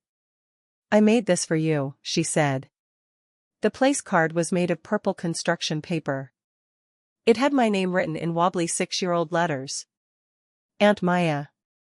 There was a drawing of a flower next to it. A sunflower, I realized. She'd drawn a sunflower. "I heard those are your favorite," she said. I crouched down to her level. "They are." "How did you know?" She grinned. "I asked Daddy. He asked Grandma. Grandma asked the lady at your hospital. The lady said you always have them on your desk. So I drew you one. So you'd feel welcome." I looked at this child. This serious, observant, kind child. This child who'd almost lost her father. This child who'd asked questions and found answers and drawn a sunflower for a woman she'd never met. "Thank you," I said. "This is the best place card I've ever seen." She beamed. Then she ran back to the island to finish the others. I stood up. Alexander was watching me. His eyes were bright. "Welcome to Thanksgiving," he said. Dinner was chaos. The kind of chaos that comes from too many people in too small a space, even when the space isn't small at all. Eloise insisted on sitting next to me. Margot, 3 years old and utterly unconcerned with adult feelings, sat on my lap for half the meal. She ate 3 dinner rolls and fed the 4th to the dog, a golden retriever named Biscuit who had apparently been trained to accept offerings from small children. Eleanor sat at the head of the table. She'd changed out of her apron. She was wearing a dress I recognized from the photographs in Alexander's hospital room. Blue. Simple. The kind of dress that doesn't need to be expensive to be elegant. She watched me through the meal. Not staring. Just watching. Like she was trying to memorize something she'd thought she'd never see. At one point, Margot dropped her fork. I bent to pick it up. When I sat up, Eleanor was looking at me with an expression I couldn't name. What? I asked. You have her hands, she said quietly. Lena. The woman who raised you. You have her hands. The way you held Margot. The way you picked up that fork. It's the way someone holds things when they've learned that everything can be taken away. Carefully. Gently. Like it might disappear if you hold too tight. I looked at my hands. They were my hands. The hands that had held my mother's as she died. The hands that had held Alexander's as he lived. I didn't know you could see that, I said. I've been watching hands my whole life, she said. I watched my father's hands close around my mother's throat. I watched my husband's hands sign papers that made him a billionaire. I watched my son's hands lose their strength when he was sick. And I watched your hands in that coffee shop, wrapped around a cold cup of coffee, steady and still, and I thought, those are the hands of someone who has held herself together when no one else would hold her. I didn't know what to say. So I said nothing. And Eleanor didn't seem to need me to say anything. She just smiled, reached across the table, and put her hand over mine. Thank you, she said. For today. For being here. For being alive. For letting me see your hands. After dinner, Harrison fell asleep on the couch during the football game. Exactly the way Alexander had promised. Eloise and Margot built a fort out of couch cushions. Biscuit ate a napkin and was banished to the mudroom. Charles and his wife washed dishes. Victoria and Julia argued about whether the sweet potato casserole needed more marshmallows. I sat on the back porch with Alexander. It was cold. November in Connecticut is the kind of cold that gets into your bones and doesn't leave until April. But we wrapped ourselves in blankets and sat on the steps and watched the sky turn from blue to gray to something that was almost stars. What happens now? I asked. What do you mean? I mean after Thanksgiving. After the foundation announcement. After all of it. What happens when I go back to Seattle? What happens when you go back to work? What happens to this? I gestured vaguely at the house, the family, the life I'd stumbled into. Alexander pulled his blanket tighter. You go back to Seattle. You save lives. You feed your cat. You live your life. And I live mine. But now we know each other. Now I know I have a sister who's a brilliant hematologist and a terrible cook and brings egg rolls to Thanksgiving. And you know you have a brother who's a pediatric oncologist and a passable cook and thinks sweet potato casserole is an abomination. You do not think sweet potato casserole is an abomination. You had 3 servings. I was being polite. It was terrible. Don't tell Eleanor. I laughed. It was a real laugh. The kind that comes from somewhere deep and unexpected. That's it? I said. That's the plan? We just know each other? What else is there? We can't get back the years we lost. We can't undo what my grandfather did. We can't give you back the childhood you should have had. All we can do is build something new. Something that's ours. Not his. Not my parents'. Ours. He looked at me. In the dim light from the house, I could see the shape of his face. The same shape as mine. The same cheekbones. The same jaw. I spent a year dying, he said. I spent a year thinking about everything I was going to miss. Eloise losing her first tooth. Margot's first day of kindergarten. Julia growing old without me. I thought about all of it, and I thought about how small my life was going to be. How much I was going to miss. He paused. The cold air was making his breath visible. Small clouds disappearing into the dark. And then I found out I had a sister. A sister who was a doctor. A sister who'd spent her whole life saving people. A sister who dropped everything to fly across the country and give me her cells. And I thought, my life isn't small. My life is huge. I just didn't know it yet. I didn't have words for what I was feeling. So I did what I'd learned to do when there were no words. I reached over and took his hand. His fingers were warm. They were always warm now. My cells had done that. My blood, circulating through his veins, keeping him warm. I'm glad you're my brother, I said. I'm glad you're my sister, he said. Now stop being dramatic and come inside. There's pie. I stayed for 4 days. 4 days of chaos and laughter and more food than I'd ever seen in one place. I watched Eloise lose her first tooth on Friday morning. I watched Margot try to teach Biscuit to do tricks. I watched Eleanor cry when I told her about Lena's bench in Flushing Cemetery. I watched Harrison try to fix the garbage disposal and flood the kitchen. I learned things. That Charles was a professor of history at Columbia. That Victoria was a lawyer who specialized in immigration cases. That Julia was a neonatal nurse who'd been on maternity leave when Alexander was diagnosed and never went back. That Eleanor had been learning Mandarin for the last 10 years, trying to find a way to contact Lena, never knowing that Lena was already gone. You were learning Mandarin, I said. We were in the kitchen, Eleanor and I, alone for the first time since I'd arrived. She was making tea. I was sitting at the island, watching her. I hired a tutor, she said. I thought if I could find her, I needed to be able to speak to her. To thank her. To explain. I didn't want her to think I had given you away. I didn't want her to think I didn't want you. Did you find her? Before she died? Eleanor shook her head. The agency was gone. The records were sealed. I had a name and a city and nothing else. I searched for 30 years, Maya. Every year. Every year I hired someone new, tried something new, begged someone for information. And every year, I found nothing.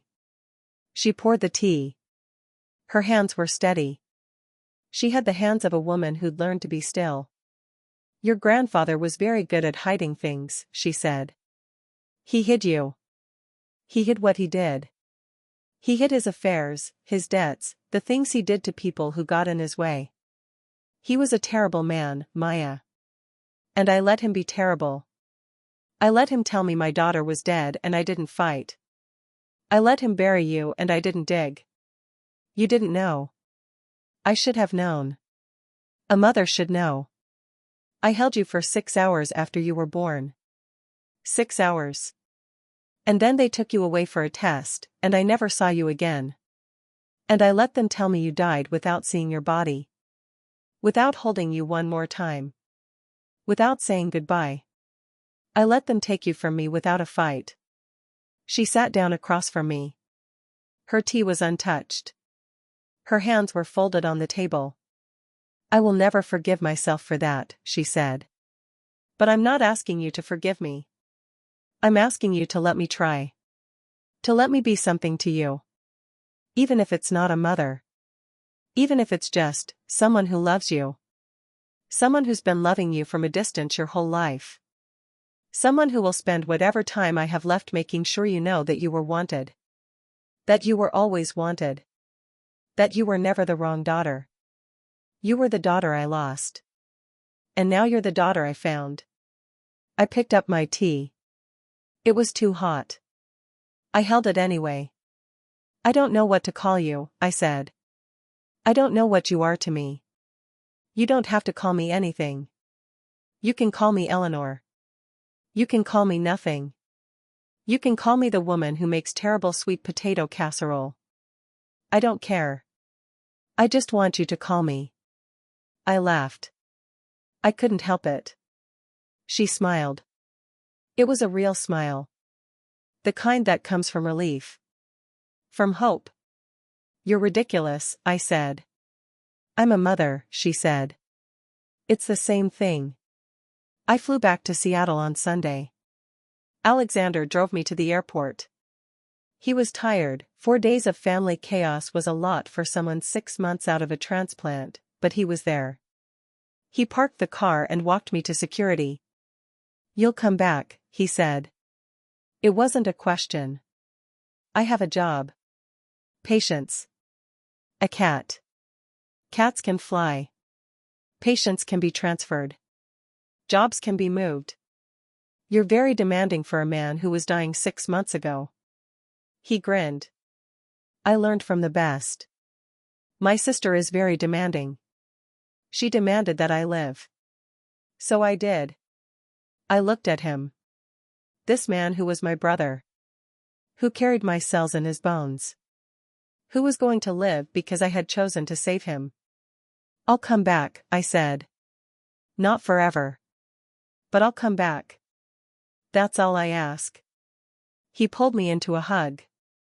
A long one. The kind of hug that doesn't let go easily. Thank you, he said into my hair. For everything. Thank you for not dying, I said. It would have been very inconvenient.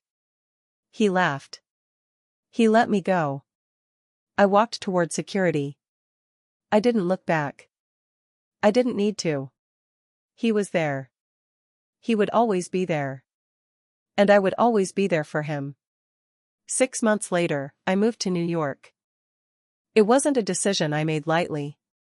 I had a life in Seattle. A career. A reputation. A cat who'd never lived anywhere else. But I also had a brother who was still recovering. A mother, Eleanor, who called me every Sunday and never asked for anything except the sound of my voice. A family that was learning what it meant to be whole. The transplant center in Seattle threw me a going-away party. Linda, the nurse who'd told Harrison my favorite flower, cried. Dr. Park, the same Dr. Park who'd overseen Alexander's transplant, had moved to Seattle the year before, and he shook my hand and said, "You're doing the right thing. Family is everything." I wasn't sure he was right. But I was sure I wanted to find out. The job offer came from Sloan Kettering. Associate Director of the Bone Marrow Transplant Unit. The same unit where Alexander had been treated. The same unit where I'd watched my cells flow into his veins. They'd created the position for me. Alexander told me later that Eleanor had made a donation to the hospital. A significant one. But the job was mine on merit. They'd wanted me for years. They'd just never known how to ask. I found an apartment in Morningside Heights. 3 bedrooms. One for me. One for Calcifer. One for guests. The first guest was Eleanor, who showed up with a housewarming gift, a sunflower plant that she'd grown herself from seeds. I wanted to give you something that would grow, she said, setting it on my windowsill. Something that would remind you that you're putting down roots here. That this is home now. I looked at the plant. Small. Green. A single bud just beginning to show color. It needs sunlight, I said. It'll get it.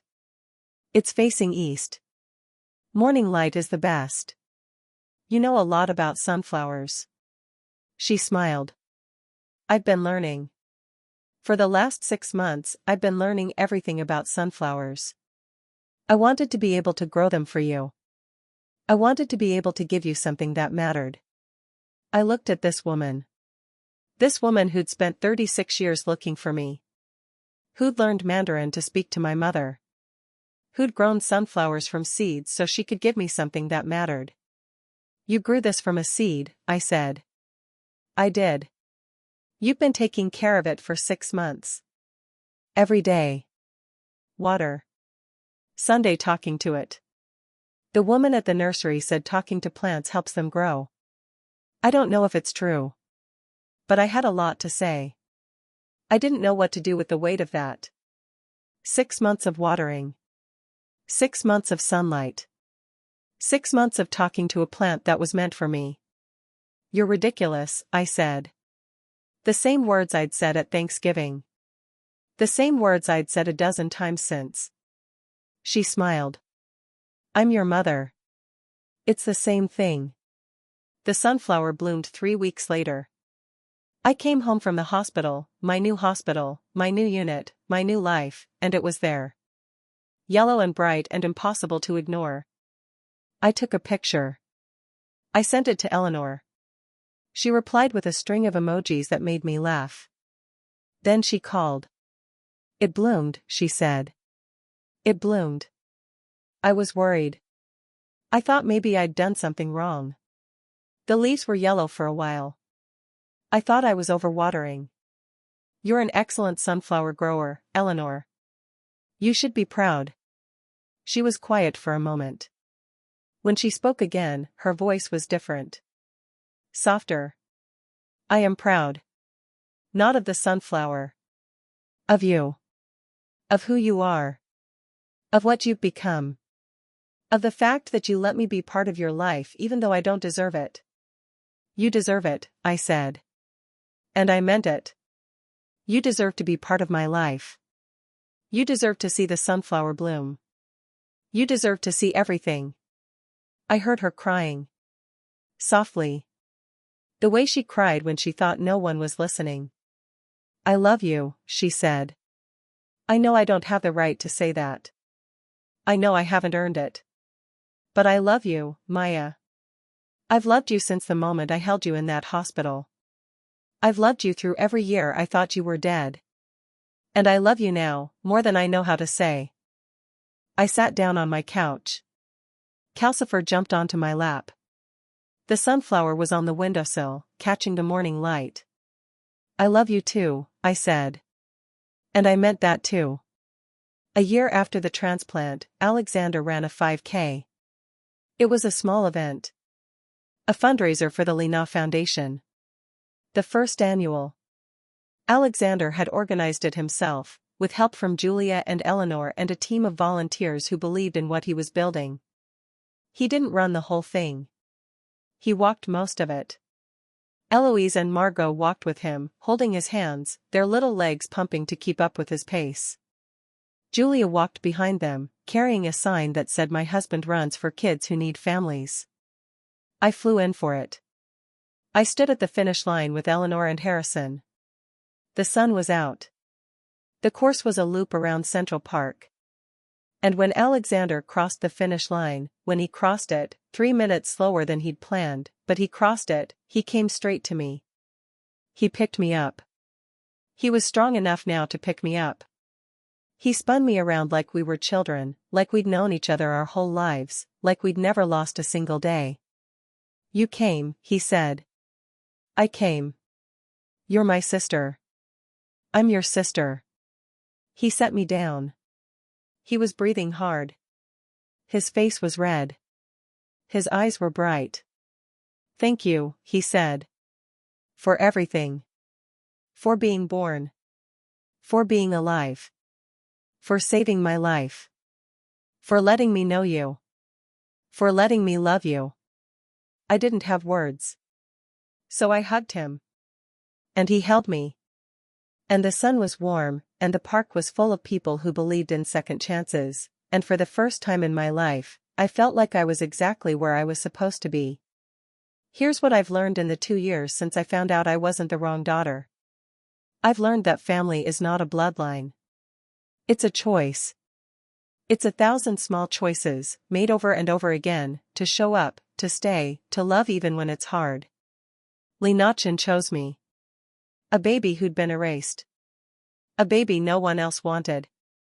She chose me, and she gave me everything she had. Her time. Her strength. Her love. She gave me a name that connected me to a family I didn't know I had. She gave me a future I couldn't have imagined. Eleanor Sterling chose me. A daughter she'd been told was dead. A woman who walked into her life with 36 years of absence between them. She chose me, and she keeps choosing me. Every Sunday phone call. Every carefully grown sunflower. Every attempt to learn the things she missed, to fill the gaps, to be something to me even when she doesn't know what that something is. Alexander chose me. A sister he didn't know he had. A stranger who turned out to be his best chance at life. He chose me, and he carries my cells in his body, and he runs 5 Burmese chots for a foundation named after the woman who raised me. And I chose them. I chose to say yes. I chose to donate. I chose to come to Thanksgiving. I chose to move across the country. I chose to let them love me, and to love them in return. That's what family is. It's not the people who share your DNA. It's the people who share your life. The people who show up. The people who stay. The people who choose you when they don't have to. My name is Dr. Myachin Washington. I'm a hematologist. I'm a donor. I'm a sister. I'm a daughter. I'm an aunt to 2 little girls who draw sunflowers for me on purple construction paper. I'm the daughter who was lost, and then found, and then chose to stay. And I'm exactly where I'm supposed to be.